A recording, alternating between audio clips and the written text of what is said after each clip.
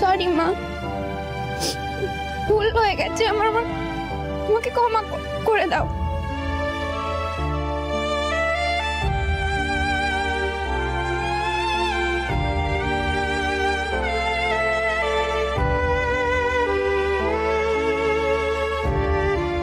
সবাই বাবাকে নিয়ে অত খারাপ খারাপ কথা বলছিল, আমার খুব কষ্ট হয়েছে, সহ্য করতে না পেরে বলে দিয়েছি।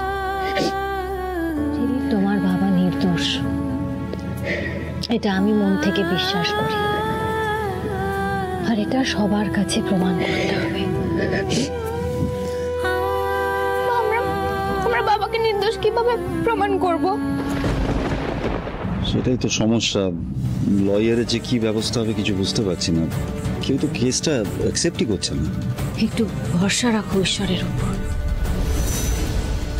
আমার একজনের সাথে কথা হয়েছে ভাই, বিনয় দাস, উনি বলেছেন তোমার দাদা ভাইয়ের কেসটা লড়বেন।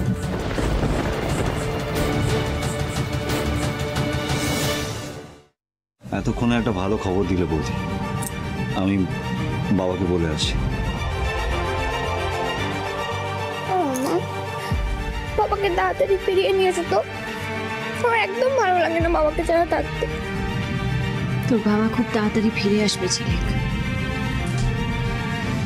তাড়াতাড়ি ফিরে আসবে।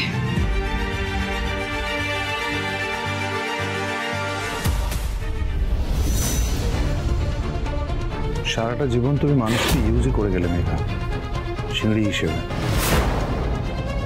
মানুষকে ইউজ করে নিজের আখের গোছানো, এটাই তোমার জীবনের একমাত্র উদ্দেশ্য, তাই না? তোমার মনে নেই আমরা একসাথে কত ভালো সময় কাটিয়েছি? মনে আবার থাকবে না মেঘা?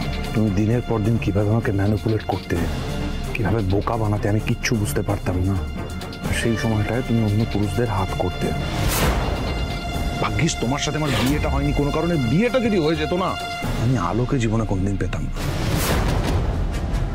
তুমি অ্যাটেনশন তো বাদ দাও, এতটুকু ভালোবাসা ডিজার্ভ করো না। আমি চেয়েছিলাম রুদ্র, আমি চেয়েছিলাম তোমাকে ভালোবেসে আবার পরে আমার নতুন জীবন শুরু করতে, আমি তুমি একসাথে আবার আগের মতো, কিন্তু তুমি সেটা হতে দিলে না। তুমি সেটা হতে দিলে না, তুমি আমাকে বারবার অপমান করে নিজের জীবন থেকে আমায় সরিয়ে ফেলার চেষ্টা করলে। এবার তুমি দেখো রুদ্র, নিজের পরিবারের সম্মান বাঁচানোর জন্য কিভাবে মেঘা চ্যাটার্জির পায়ের তলায় এসে তোমাকে পড়তে হয়।